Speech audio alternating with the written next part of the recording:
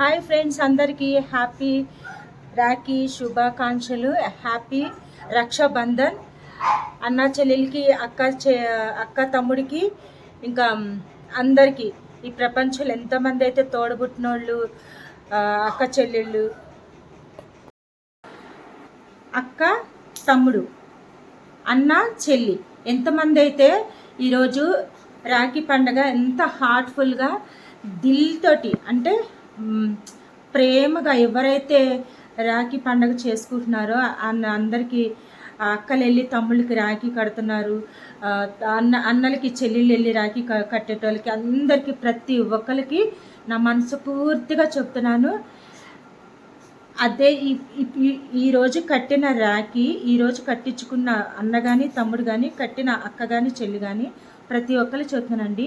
ఈ ఒక్కరోజే కాదు, అన్న చెల్లెలు, తమ్ముడు అక్క ప్రేమ ప్రతిరోజు మన చివరి ఆఖరి ఊపిరి ఆగిపోయేంత వరకు మనము వాళ్ళని ప్రేమిస్తూనే ఉందాము. మన ఫ్యామిలీలో తమ్ముడున్న అక్కలు తమ్ముడిని ప్రేమించండి, అన్నున్న చెల్లెలు అన్నను ప్రేమించండి. ఇదే నేను మీ నుంచి కోరుకునేది. అందరం అదే అనుకోండి కోరుకునేది మనము.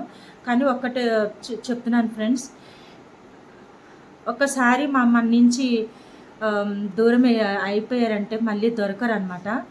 ఈరోజు నేను ఇలా ఎందుకు రెడీ అయ్యానంటే కేవలం మా తమ్ముడు కోసం. ఎందుకంటే మా తమ్ముడు ప్రతిసారి నేను రెడీ అయినప్పుడు చెప్పేటోడు, అక్క నేను అమ్మ వాళ్ళ ఇంటికి వెళ్ళినప్పుడు ఏమని చెప్పేవాడంటే, నేను ఆ రూమ్లో రెడీ అవుతూ ఉంటుంటే, రెడీ అవుతున్నావా, ఎందుకక్క నువ్వు బాగానే ఉంటావు కదా, మళ్ళీ రెడీ అవుతున్నావు అక్క, ఇది ఊరక్క, లిప్టిక్ పెట్టుకోకూడదు అక్క, కానీ నువ్వు పెట్టుకుంటే బాగుంటావు అక్క అనేసి ఆ రెండు కళ్ళతోటి అలా ఆ గుమ్మం దగ్గర కూర్చొని నన్ను 7 ఆడపిల్లలను కానీ ఆమె చివరి క్షణాల్లో తిండి లేక చనిపోయింది ఫ్రెండ్స్. తిండి లేక చనిపోయింది, ముద్ద లేక. తమ్ముడేమో ట్రీట్మెంట్కి సెకండ్ టైం చూపిలేక, ఎవరు చూపిక వాడు చనిపోయాడు. నేను ఫస్ట్ టైం 3 నెలలు నేను చూసి ఇక్కడ హైదరాబాద్ నా దగ్గర పెట్టుకొని కిమ్స్ హాస్పిటల్లో నేను చూపించా తమ్ముడికి. ఇంకా ట్రీట్మెంట్ అయిపోయింది, ఎందుకంటే రేడియేషన్ కీమో కంటిన్యూగా ఇవ్వకూడదంట. 3 నెలలు ఇచ్చి తర్వాత మళ్ళీ 3 మంత్ తర్వాత గ్యాప్ ఇచ్చి అప్పుడు మళ్ళీ ట్రీట్మెంట్ స్టార్ట్ చేయమని చెప్పారు డాక్టర్లు. అలా 3 నెలలు అయిపోయాక ట్రీట్మెంట్ చేయించాడని అందరిని అడిగాడు.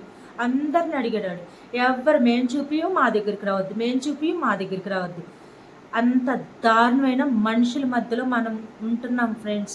ఒక్కటే చెప్తున్నా, నేను చెప్తున్నాను కదా, ఈరోజు హ్యాపీ డే అంటే మంచి దినం రోజు సాడ్ మాటలు నేను చెప్పకూడదు. ఇది ఎందుకు మీకు చెప్తున్నానంటే ఫ్రెండ్స్, మీ కుటుంబంలో ఒక తమ్ముడు కానీ అన్న కానీ ఒక రోగిస్ట్గా, ఒక పేషెంట్గా, ఒక అనారోగ్యంతో కనుక ఉంటే ప్లీజ్ వాళ్ళకి సహాయం చేయండి. ఎందుకంటే నా తమ్ముడు నా నుంచి దూరం వెళ్ళిపోయాక వాడి విలువ ఈరోజు మా పక్కన లేడని ఎంత దుఃఖం అంటే ఎంత బాధపడుతున్నా. కానీ చనిపోయిన వారి గురించి మనం బాధపడకూడదు, ఏడవకూడదు అని బైబిల్లో ఉంది.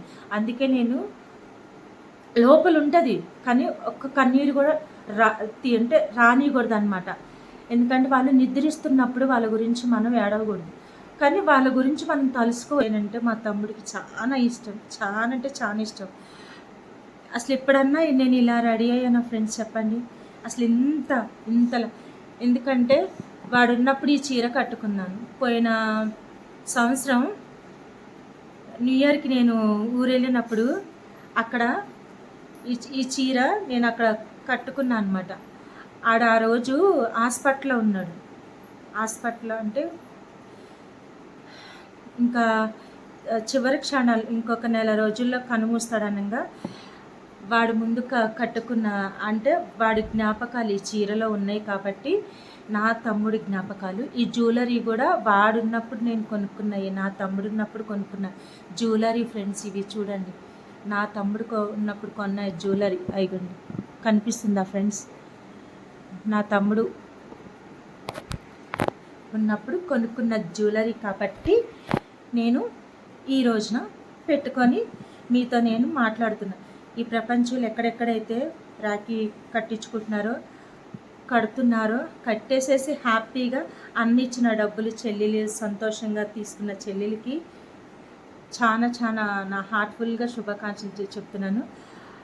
తమ్ముడికి రాఖీ కట్టి తమ్ముడి దగ్గర డబ్బులు తీసుకున్న అక్కకి, లేకుంటే అక్క తమ్ముడికి రిటర్న్ ఇవ్వచ్చు డబ్బులు. ఎందుకంటే నేను మా తమ్ముడికి 15 సంవత్సరాల క్రితం ఫ్రెండ్స్ నేను జీడి చింతల్లో ఉండేదాన్ని, జీడి మెట్టల చింతల్లో, ఇక్కడే హైదరాబాద్లో. అప్పుడు మా తమ్ముడికి మేము క్రిస్టియన్స్మే, కానీ మేము రాఖీ కట్టకూడదు. కానీ నా నా పద్ధతి ఏంటంటే కడితే తప్పేముంది, క్రిస్టియన్స్ అయితే ఉంది. కానీ అప్పుడు నేనేం చేశాను, మా ఇంటి పక్కన వాళ్ళందరూ రాఖీ కట్టేవాళ్ళు హిందూస్. వాళ్ళని చూసి అంటే అన్న చెల్లెలు బంధం అంటే ఇట్లా ఉంటుందా, అక్క తమ్ముడు బంధం అంటే ఇట్లా ఉంటుందా అనేసి నేను కూడా ఏం చేశాను, వెనక అడిగే ఏ రోజు చేయలేదు. ఆ రోజు ఏం చేశానంటే మా తమ్ముడికి ఒక రాఖీ కొని, ఒక చిన్న స్వీట్ డబ్బా అంటే 1/2 కిలో స్వీట్ కొని, ఇంకా రోడ్డు మీద అంటే అప్పుడు పరిస్థితులు 15 సంవత్సరాల క్రితం అంటే మీరు ఆలోచించండి. అప్పుడు పరిస్థితులు ఎలా ఉన్నాయి, మనకి డబ్బు నాకు చాలా టైట్ ఉండేదన్నమాట.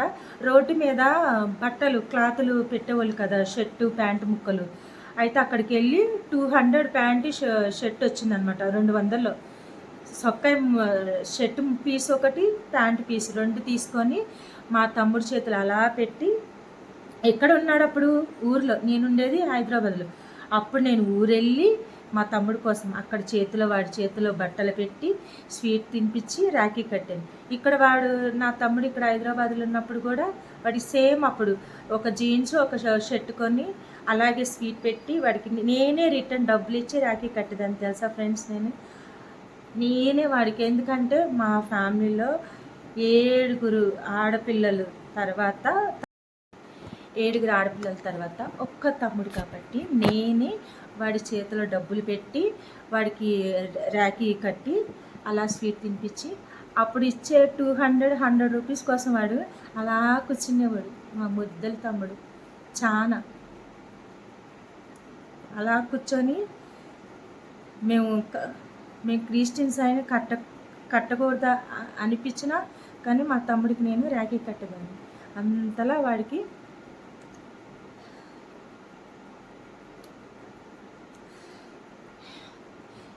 వాడి గుర్తు చీర, వాడి గుర్తు జ్యువెలరీ, వాడి గుర్తు ఇవి పెట్టుకున్నా అనమాట, మా తమ్ముడు గుర్తు.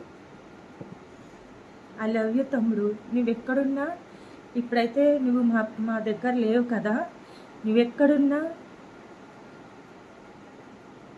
నువ్వెక్కడా లేవు, నువ్వు దేవుడి దగ్గర ఉన్నావు కదా, యేసయ్య దగ్గర ఉన్నావు కదా.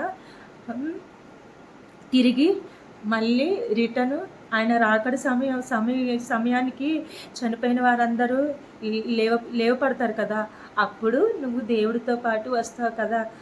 దేవుడిని ఒక్కటే కోరుకుంటాను, ఒక్కసారి అయినా తమ్ముడిని ఇలా చూపియండి తండ్రి అని లాస్ట్.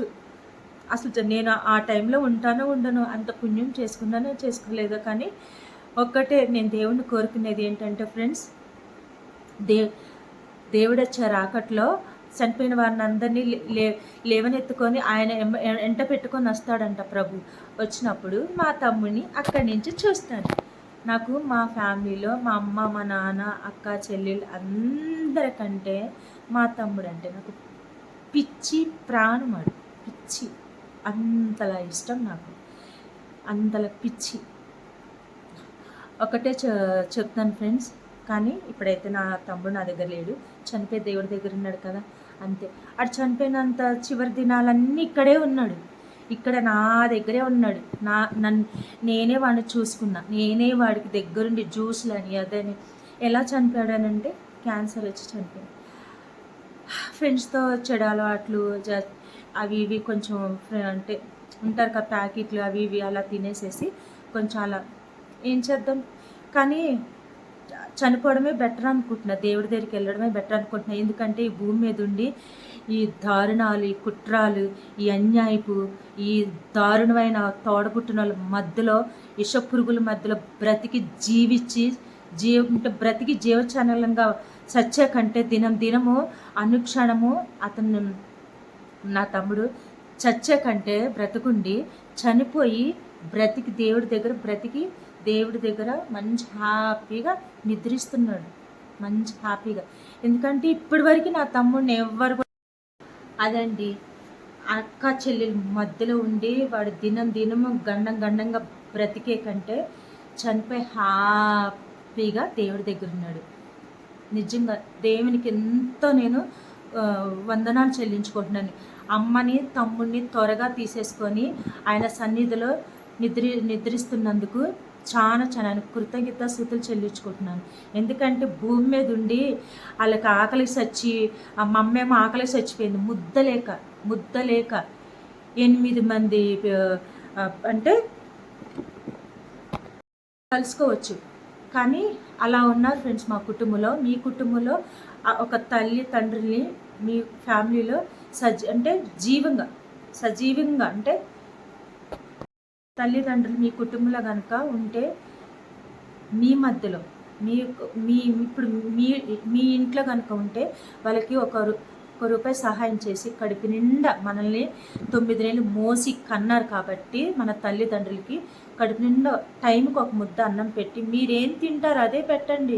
ఎందుకంటే మనల్ని కన్నప్పుడు ఆ అమ్మ ఏం తిందో మనకు అదే కదా మనకు పెట్టింది. ఆమె గెంజి తాగినా మనకి గెంజి పెట్టింది, ఆమె చికెన్ తిన్నా మనకి చికెన్ పెట్టింది, ఆమె మటన్ తిన్నా మనకి మటన్ పెట్టింది. కాబట్టి మనకు ఆమె రక్తము పాలుగా మార్చి, ఆమె ఒంట్లో రక్తం పాలుగా మార్చి మనకు ఆ పాలు ఇచ్చి ఆమె రక్తం పంచి పోషణగా మనల్ని పోషించింది. కాబట్టి మన ఇంత వాళ్ళని చేసింది. కాబట్టి తల్లిని చూడండి. ఇప్పుడైతే నా దగ్గర తల్లి కూడా లేదనుకోండి, అమ్మ తమ్ముడు ఇద్దరు దేవుళ్ళు నిద్రిస్తున్నారనమాట.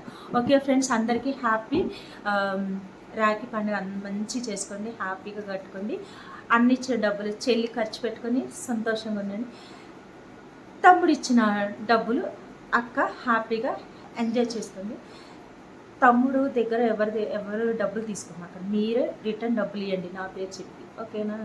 ఎందుకంటే నేను మా తమ్ముడు బ్రతికినప్పుడు నేనే రిటర్న్ డబ్బులు ఇచ్చి రాఖీ కట్టి అంతా వాడు మొక్కలో సంతోషం నవ్వు చూసుకొని సంతోషపడేదాన్ని. కాబట్టి ఓకేనా ఫ్రెండ్స్, హ్యాపీ రక్షాబంధం అందరికీ. ఓకేనా ఫ్రెండ్స్, అందరూ ఎంజాయ్ చేయండి.